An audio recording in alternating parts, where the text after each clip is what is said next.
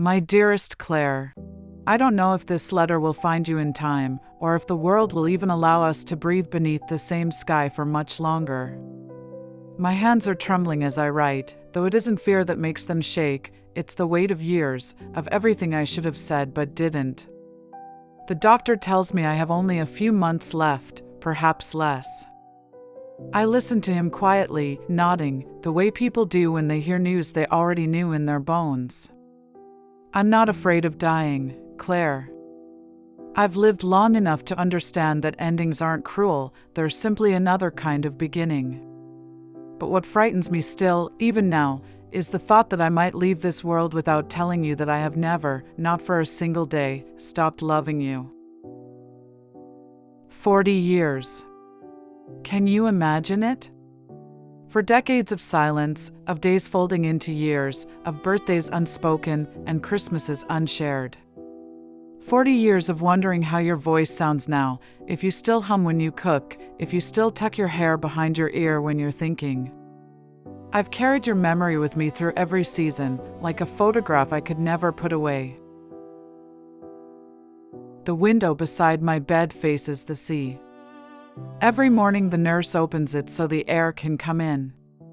It smells of salt and something softer, maybe nostalgia. The sea has always reminded me of you. Do you remember those summers we spent at Aunt Lydia's cottage? The one with the crooked steps that led straight down to the beach? We were so young then, our feet small enough to leave shallow prints on the wet sand. You used to run ahead, your laughter catching the wind like music, and I would chase after you, always a few steps behind. You'd turn back and tease me, hurry, slowpoke. And I'd laugh, pretending to be angry. I think that was the happiest I've ever been, those afternoons when the world was no bigger than the shoreline and you were the only person who knew how to make me feel brave. You were fearless, Claire. Always first to climb the highest tree, to swim out farther than I dared, to speak your mind when others stayed quiet. I envied that about you. I was always the quieter one, the observer. You burned bright, I was the soft glow beside you. And I was content with that. Being your sister felt like standing near a fire on a cold night.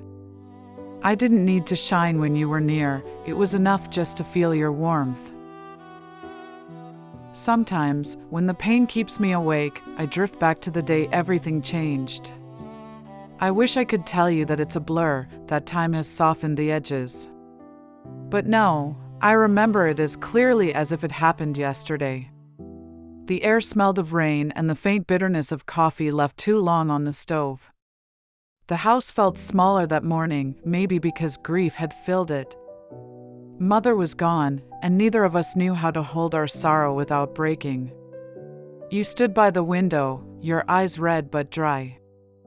I was by the door, suitcase half-packed, shaking from something that wasn't entirely sadness, maybe guilt, maybe pride. You said, "So you're just leaving, then?" And your voice cracked, just slightly. I should have stopped right there. I should have dropped the suitcase, walked over, and held you. But I didn't.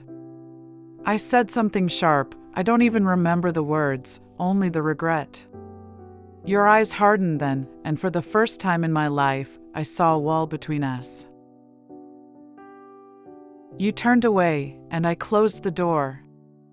That sound, the click of the latch, became the echo that followed me for years. I thought time would heal it, that eventually one of us would pick up the phone, write a letter, appear on the doorstep with trembling apologies. But years are heavy things, Claire. They settle on top of pride and make it impossible to move. I used to keep track of your birthdays, even when I pretended not to care. I'd buy a card, sometimes even write inside it, but I never sent it. They're all still here, tucked in a box in my drawer, a lifetime of unsent words. Some years I blamed you. Some years I blamed myself. And then one day, I stopped blaming anyone. I just missed you. 15 years ago, I saw you, or maybe I dreamed you. It was in the old town square. You were carrying a basket of apples, your hair streaked with gray but still tied in that loose braid you always wore. You looked older, yes, but somehow untouched by bitterness. I stood there, frozen, watching you cross the street. I wanted to run to you, to call your name, to tell you everything, that I was sorry, that I never stopped wishing we could start again. But my courage failed me. You smiled at someone beside you, a friend perhaps, maybe family, and for that moment, you looked content. And I thought, maybe she's happy. Maybe she doesn't need the past. I let you go that day, but my heart never forgave me for it. After that, life went on, as it always does. I married Thomas. You'd have liked him, Claire. He wasn't loud or grand, just steady. The kind of man who noticed when you were cold and brought you a blanket without being asked. We had a small wedding, just a few friends, some lilacs on the table, and a piano in the corner that reminded me of Father's. He died 10 years ago. Peacefully, thank God. When I think of him now, it's with gratitude, not sorrow. He gave me a good life. But even in that good life, there were spaces where your name lived quietly, unspoken but never forgotten. He knew about you. He used to ask, "Why don't you write to her?" And I'd say, "One day." Always one day. How foolish it sounds now, as if days were endless and forgiveness could wait. I still have the blue scarf you gave me before I left for university. You said, "It's so you won't forget home." It's worn thin now, the color soft as morning sky, but I can't bring myself to throw it away. Sometimes, on colder nights, I wrap it around my shoulders and close my eyes. It smells faintly of lavender, or maybe that's just how I remember you. There's so much I wish I could tell you. How the world changed, how small towns turned into cities, how music sounds different now. How I still can't bake pies as good as Mother's. How I still hum when I'm nervous. How I never stopped hoping you were safe, wherever you were. Do you remember how you used to play the piano after dinner? Father would read, and Mother would sew, and I'd sit on the floor, watching your fingers dance. Claire de Lune, your favorite. The house always felt softer then, as if even the walls leaned in to listen. You used to say music could fix what words broke. I didn't understand then, but I do now. This letter, I suppose, is my music. Late, imperfect, but full of what words I have left. I often dream of us as children.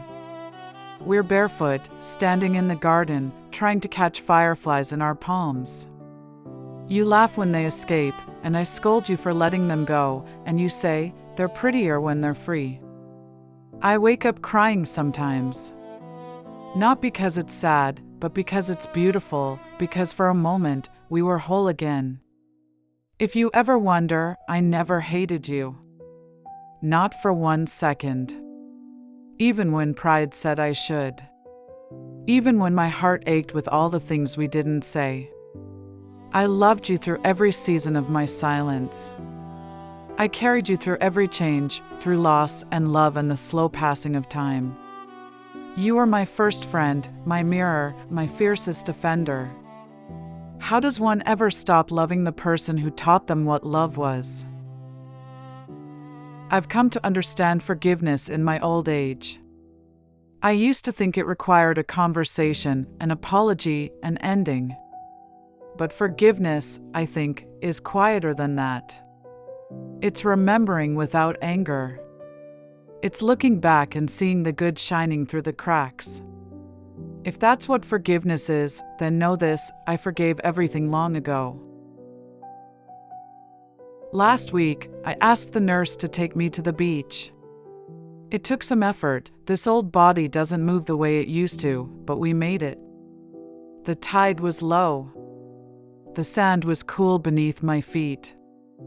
I walked to the edge of the water and closed my eyes. I whispered your name. The sea carried it away, and for the first time in many years, I felt peace. I imagined you somewhere, maybe looking at the same horizon, feeling the same wind. I like to think that somehow, you heard me. I don't expect a reply to this letter. I don't even know if you'll ever read it.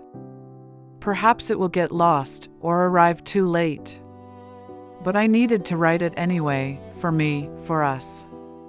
To unburden the silence that has lasted far too long. If you still keep Father's piano, play Claire de Lune for me one last time. Close your eyes and remember the girls we once were, barefoot, laughing, unbroken by years. If tears come, let them. They're not sorrow, they're love remembering its way home. I'm leaving you the blue scarf. It's in the cedar box by my bed. When I'm gone, someone will send this letter, and perhaps the scarf will come with it. Take it, Claire. It's always been yours. I don't know what waits beyond this life, but if there is something, a place of gentleness where all things are mended, I'll look for you there. And when I find you, there won't be years between us anymore. There'll just be two old sisters walking toward each other on a quiet shore, smiling, saying, "You took your time." Until then, know this, you were my beginning, and you will be my last thought before I go. With all the love I have ever carried, Clara.